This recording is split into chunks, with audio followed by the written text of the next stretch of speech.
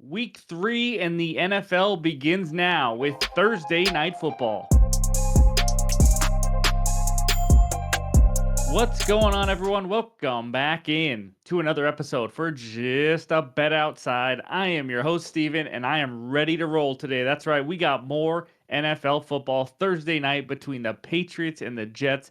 I'm jacked up. Last weekend was an absolute dumpster fire in the NFL. It was absolutely insane, but luckily we ended it with a 2-0 Monday night, which we'll recap in just a little bit. But we got two outlier free month giveaways to give out right now. Let's pull them up. And there they are. Congrats to at 9 Gray Skies and at Jeff Heist 2882. You guys have won one free month of Outlier. So reach out to me privately in the Discord on X or here on the YouTube comments, and we'll get you that information to get that free month. Thank you to everyone for all the nice comments and everything. Appreciate it. But seriously, Outlier, click the link below. You all get a 7-day free trial just by clicking the link below. You got nothing to lose.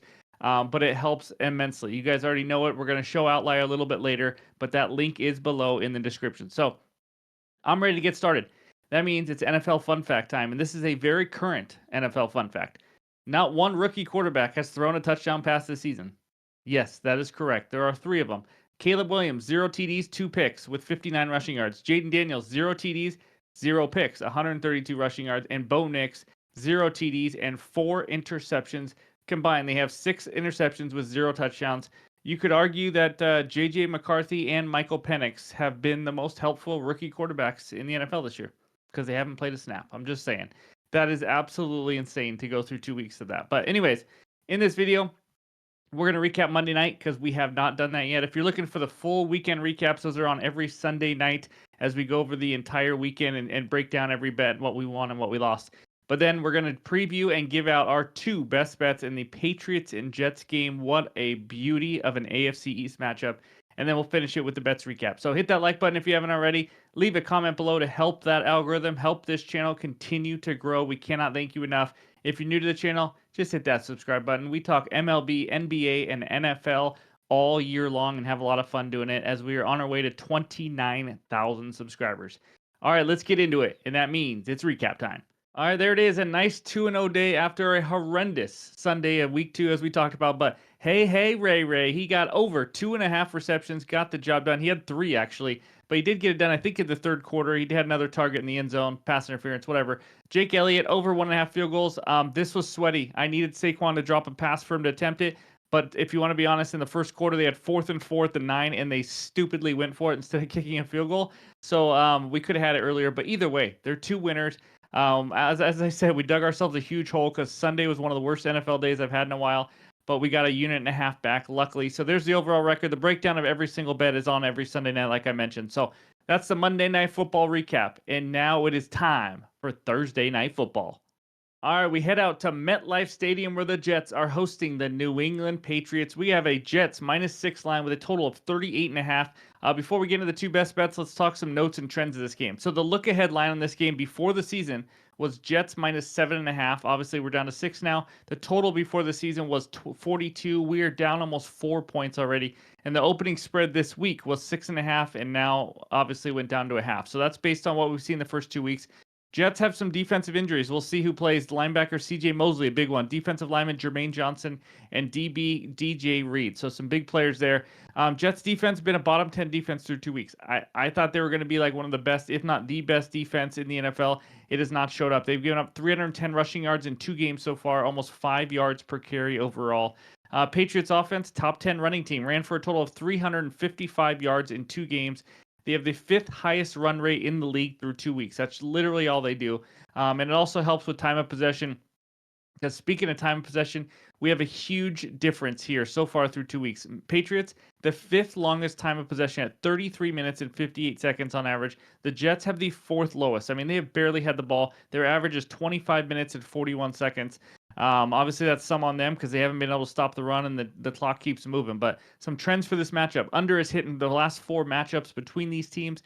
Patriots covered in 6 of the last 7. We know the Patriots have absolutely dominated the Jets in recent history. A lot of that is Tom Brady and stuff like that, and Zach Wilson and bad quarterbacks. But under Robert Saleh, sure. Well, anyways, the Jets are 5-11-1 against the spread, 5-2 straight up after a win. Obviously, again, bad quarterback, so it's a little different. But I got two best bets. So here's the deal: it's not the best game ever, in my opinion. So I'm going to go two bets, but it's going to be a half unit each because I don't want to start out week 3 with like 2, 3 units into a Patriots Jets game. I'm just going to be honest. So bet number one, Alan Lazard over 30.5 receiving yards at -110 on Bet 365. I like the matchup here versus Patriots. I'm expecting Christian Gonzalez, the stud DB of the Patriots, to be shadowing Garrett Wilson a little bit. Now, he doesn't always just shadow the number one receiver, but when you only have Garrett Wilson, he will be a big part of that defense. He is a stud. He was able to shut down Jamar Chase in week 1. In week 2, yes, you saw DK Metcalf go off, but it wasn't because of him. Whenever he was off Metcalf is when he went off. Metcalf, 3 receptions for 24 yards on 36 routes against Christian Gonzalez. And then when he wasn't, he had 7 catches for 125 yards, a big long 50-something yarder as well versus other DBs. I can't, obviously, the Seahawks have multiple receivers that they can beat you with. The Jets really don't have a ton. Obviously, we hope Alan Lazard is one of them, but he's not an elite guy or anything. I expect Christian Gonzalez to be on him quite a bit, and Aaron Rodgers has shown in the past he will go away from the number one DBs. We saw it when Richard Sherman played. He didn't even look his way sometimes against the Seahawks. But Lazard, so far this year, 8 and 4 targets the first 2 weeks, and they've been against good defenses. Turn that into 89 and 11 yards. And if we just get, I say we get 5 to 6 targets here, I absolutely love it. Let's talk about his numbers with routes and everything. He has 148 total air yards this season. Garrett Wilson, 156. It's not a lot different, which means his routes are obviously a little deeper, and his targets are a little bit deeper. But he has a very high 88.6% snap share on this Jets team. He's played 93 snaps compared to Garrett Wilson's 101. He's obviously the number 2 wide receiver here. His A dot, you've heard me talk about it before. It's the average depth of target on your targets. Did I say that right? I think I said that right. Anyways, air yards divided by targets, just to tell you how they determine it. It determines how deep a wide receiver ran his routes, how many air yards he saw per target. But last week was just a down passing game. It really was. But his A dot, I don't even know if I said it. It's a little over 11. I love that. I mean, we get 3 catches at that average, and we're already over this. But last week was a down passing game. Rodgers only had 18 completions, and 9 went to the running back. That's how bad it was. But that was a very good Titans defense. Let's be honest. All these numbers are also with the Jets having the 4th lowest time of possession, like I talked about. If they start actually getting more possessions, more drives, if their defense can get off the field, which they should be able to do against this Patriots offense. They did play the 49ers, which wasn't easy, and they did not play great run defense against the Titans as well. So slowing down the Patriots run game will be huge in that one. But the Patriots defense through the first 2 weeks, 25th in receiving yards, 2 wide receivers. Secondary outside of Christian Gonzalez has not been great, and the big part of that is they don't get much pressure on the quarterback. 6th lowest quarterback pressure rate is 16.9%. Also a key, the Patriots have allowed the 3rd lowest yards per rush attempt this season. It's not been easy to run on them, which you should see more passing attempts and more opportunities for Alan Lazard as well. Facing the 49ers and Titans defenses on the road have been a tough way to start. I think these numbers are at some good buy low spots here. So give me the Lizard over 30.5 receiving yards for the second time in 3 games in what I think is a good matchup. Now, bet number 2, Breece Hall. I don't usually do this, sit 2 guys on the same team, but give me Breece Hall over 4.5 receptions at plus 100 on Bet 365, a half unit play again. He's got a great matchup here. So they play a lot of cover 2 and let you go underneath on them quite a bit. So let's take a look at Outlier and just kind of break down some more numbers and all that, just to show you what we have to offer. So, or what Outlier has to offer and what I get my info from as well. So you can see 5 and 7 catches in the first 2 games. And again, that's with less time of possessions, and he's doing quite a bit. He's going to have more drives here, in my opinion, more opportunities. But let's look over there on the right. If you look at the Patriots overall, 32nd overall in receptions allowed. But let's look versus running backs. As you can see, they are 22nd. So first 2 weeks, they let Geno work underneath a lot. Last week, Seahawks running back Charbonnet had 5 receptions. Moss and Brown had 5 total receptions for the Bengals in week 1. And that was on a very bad offensive night for the Cincinnati Bengals. Obviously, Burrow was not ready to play.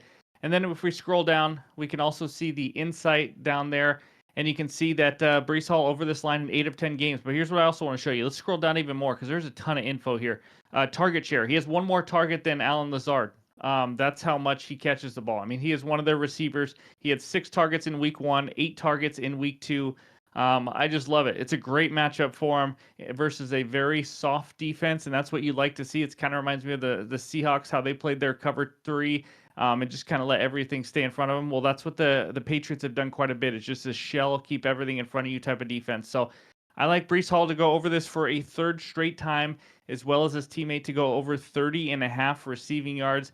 Let's get two winners on the same team. So hopefully the game script works out well, and maybe we can just cash this early. So those are my two best bets in the Thursday night football preview. And now let's check out the recap. All right, we got the Lizard over 30.5 receiving yards at -110 for a half unit, and then Brees Hall over 4.5 receptions, also for a half unit, plus 100 on Bet365. I will post any leans I have also, maybe in the pinned comments. There are some other things I was looking at, like Ramondre Stevenson rush yards, and just a few different things. So I'll post any leans I have, but these are my two official bets. Don't want to go too huge on this Thursday night game, but just a reminder, the Thursday night video will be out for week 2 and given our best game bets of the weekend. And then Friday night will be all the NFL player props. So thanks for watching. I appreciate it. Hope you have a good one. We'll talk to you soon.